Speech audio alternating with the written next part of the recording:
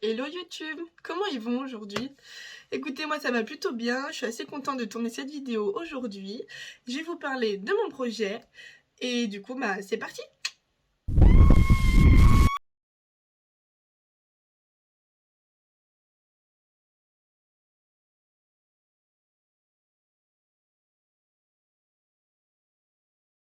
Allez, du coup je vous fais cette vidéo aujourd'hui parce que j'ai envie de vous expliquer mon projet.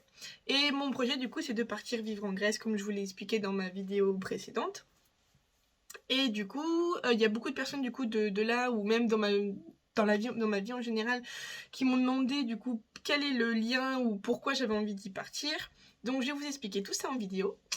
Alors je veux faire des vlogs en Grèce un peu pour vous montrer et vous emmener avec moi dans ma nouvelle aventure. C'était quelque chose que j'avais trop envie de faire. C'est surtout pour ça aussi que j'ai créé ma chaîne YouTube, c'était vraiment pour vous emmener avec moi. Donc déjà j'ai trop hâte de pouvoir commencer ça enfin. Mais du coup ça sera pas avant, bah du coup normalement je suis censée partir début juin. Voilà. Normalement c'est apté comme ça. Et je suis méga pressée en espérant que tout se passe bien. Parce que j'étais censée partir en octobre dernier déjà. Et avec le Covid, et ben ça s'est très retardé. Du coup jusqu'à maintenant, jusqu'à juin. Après c'est un mal pour un bien dans le sens où j'ai pu profiter un peu plus de ma famille, bah, j'ai pu passer les fêtes avec eux aussi, j'ai pu mettre plus d'argent de côté aussi parce que c'est quelque chose qu'il faut faire. Et enfin j'ai eu des problèmes avec ma voiture aussi, donc du coup j'ai eu le temps de tout régler tout ça. Donc normalement, là maintenant à l'heure d'aujourd'hui, on est presque bon. Je vais faire des vlogs aussi pour vous montrer à vous la Grèce en général, et même la Grèce un peu plus profonde aussi, tous les endroits que je connais, tous les petits tips que je peux vous apporter, enfin tout ça. Et puis aussi à moi, ça me permettra de prendre les devants pour aller voir d'autres choses en fait. Même si je pense que j'aurais eu un jour ou un autre, je me serais un jour ou l'autre, je me serais dit qu'il fallait que je parte de là où je suis d'habitude pour pouvoir aller voir autre chose. Mais c'est vrai que ça m'a toujours fondu le cœur, entre guillemets, de devoir partir de là-bas parce que j'adore être là-bas. Mais voilà, moi, ça me permettra de découvrir un peu plus du pays.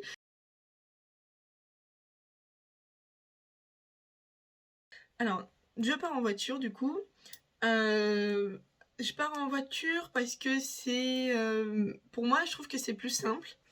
Dans le sens où bah, quand je serai sur place, pour pouvoir me déplacer, si je trouve un travail dans une autre ville, ben, moi j'aurai pas besoin de...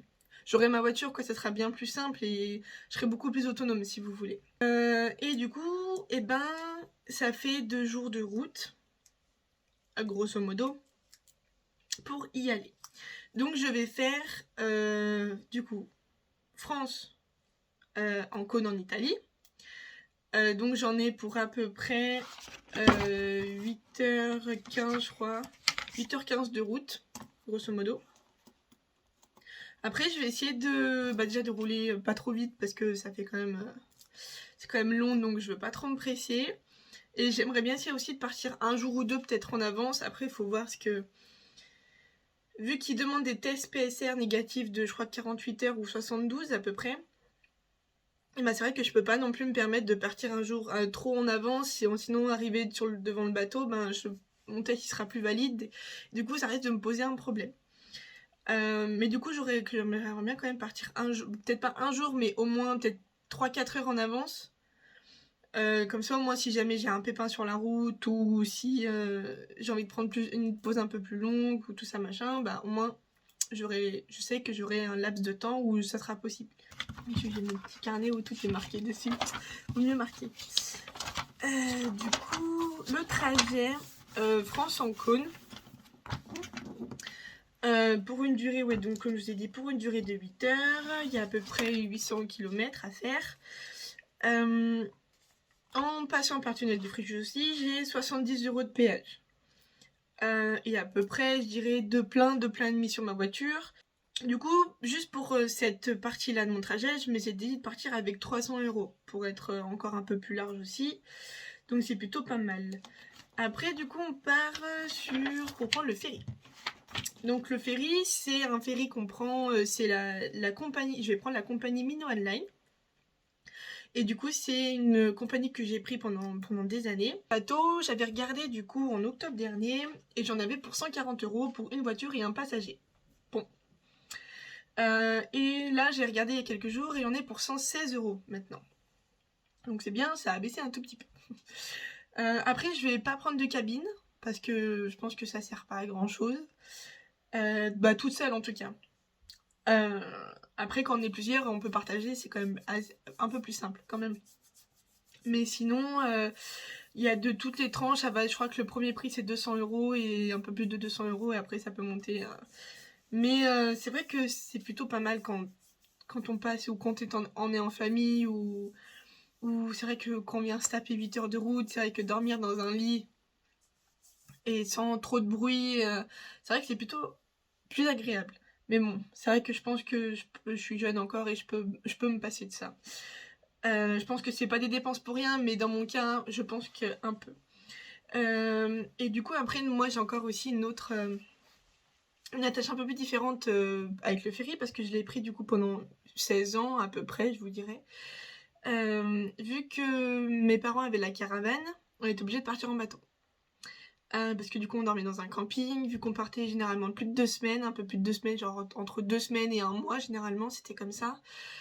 Et ben on dormait dans une caravane vu que ça coûtait moins cher. Et du coup on était obligé de partir en bateau, mais c'est trop bien parce que dès partie des vacances, et les vacances commençaient au moment où on arrivait sur le port et à attendre le bateau. C'était trop bien. Et puis après, sur le bateau même, t'as tellement de choses pour divertir les enfants.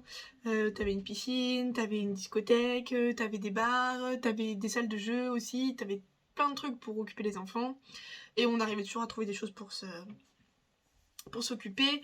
Puis même quand on était un peu plus grand, après, juste le fait d'aller se poser sur, sur le bord du bateau, parce que du coup, au bout d'un moment, on arrive, on est réellement en pleine mer. Il n'y a plus rien, il n'y a plus rien autour du bateau, on est réellement en pleine mer, pleine mer. Et c'est vrai que c'est bien quoi, je veux dire que tu regardes le paysage, tu mets ta musique, et t'es plutôt pas mal. Et aussi le petit plus, c'est qu'il y a un petit jacuzzi aussi dans le bateau. Je vous montrerai une photo. Et t'as réellement t'as une grosse baie vitrée, une sorte de grosse baie vitrée avec la vue sur la mer, où t'as plus rien autour. Je veux dire que j'ai jamais été dans un aussi bon jacuzzi de toute ma vie. Après, du coup, ouais, ça fait une bonne journée de bateau aussi. Là, j'avais regardé, je crois que la dernière fois, j'embarquais à 13 h et je devais arriver vers le lendemain matin, du coup, vers 14 h ou 15 h. Quelque chose comme ça à peu près. Et du coup, bah, c'est long, mais ça va. Franchement, encore ça va. J'ai vu pire. J'arrive à Patras, du coup, en Grèce. Logique. Et il me reste encore, du coup, 2h15 de voiture pour aller jusqu'à Drepano. Donc là où je vis. Je dirais peut-être une vingtaine d'euros de carburant à peu près. Et il n'y a pas l'air d'avoir des péages. Donc ça, c'est plutôt pas mal. Ou peut-être un ou deux. Parce qu'en Grèce, c'est pas des grosses... on a des autoroutes, mais c'est pas des grosses bretelles d'autoroute, c'est des petites et avec toujours plein de petits péages où tu payes généralement toujours 1 ou 2 €, peut-être grand maximum 5 €, mais voilà, je veux dire, c'est pas des grosses bretelles comme on connaît en France où tu payes 20 € à la fin. Voilà. Donc, ça, c'était beaucoup pour le trajet.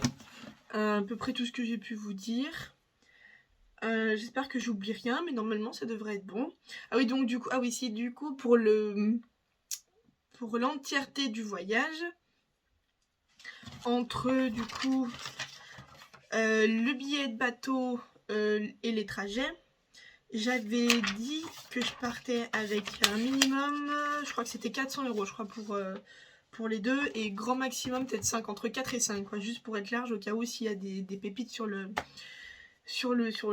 trajet, et si je dois mettre peut-être un peu plus d'essence parce que je suis pas trop sûre de... Normalement je devrais partir sur... Enfin bref. Du coup oui, entre 4 et 5 €, 4 et 5 €, entre 400 et 500 € juste pour le trajet.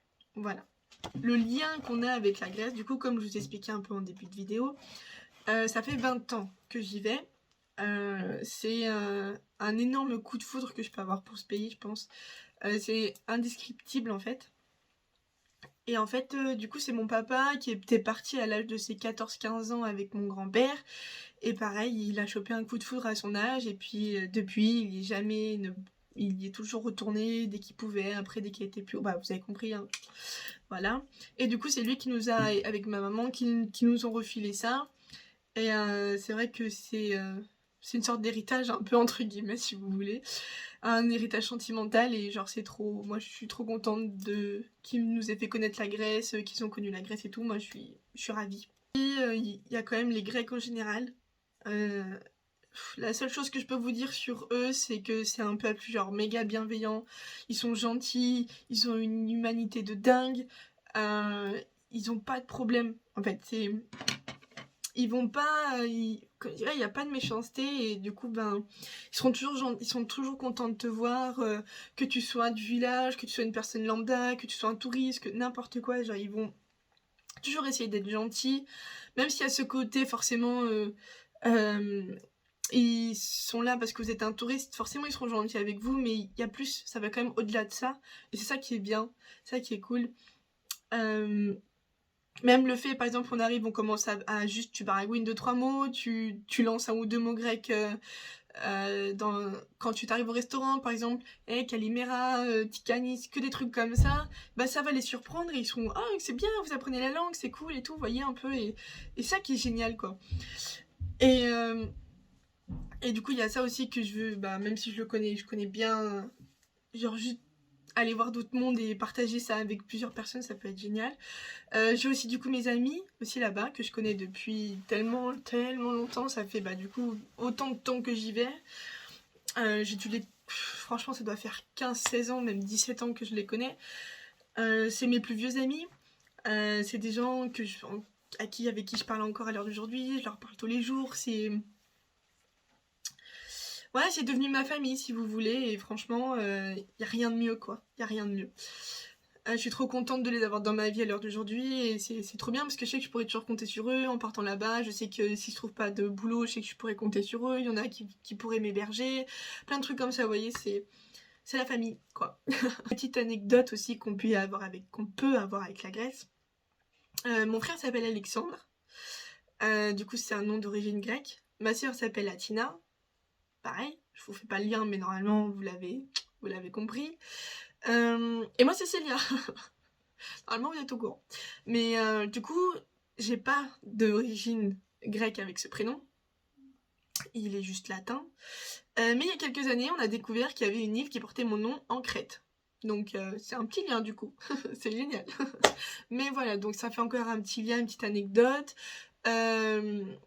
Et aussi, le meilleur ami de mon papa, il est grec, et c'est le parrain de ma soeur. Donc encore une fois, la famille est présente, même si c'est pas des familles de sang, c'est autant fort et on les aime autant plus. Et les nombres d'amis qu'on a pu se faire aussi, qui vivent dans d'autres pays, des Allemands, des Autrichiens, des Néerlandais, des Grecs, des Albanais, tout ça, c'est trop bien parce que du coup on arrive à avoir plein de mélanges de pays, et qui est assez cool. Bah, je pense que je vous ai à peu près tout dit. Ça m'a fait du bien de vous expliquer un peu tout ça, je suis contente. Peut-être que je vous referai une autre vidéo, je sais pas, on verra peut-être un peu plus tard quand j'y serai. Mais en tout cas, j'ai trop hâte de vous emmener avec moi dans cette nouvelle aventure. J'espère que ça vous plaira. J'espère que vous êtes aussi impatients que moi. En tout cas, je vous laisserai aller commenter la vidéo, vous abonner, la partager aussi, ça serait cool. Et je vous laisserai aller me suivre sur mon compte Instagram. C'est là où vous verrez le maximum de trucs par rapport à la Grèce. Donc je vous le mettrai par là, et il sera aussi en description. Donc voilà. Et ben je pense que c'est tout. Au revoir.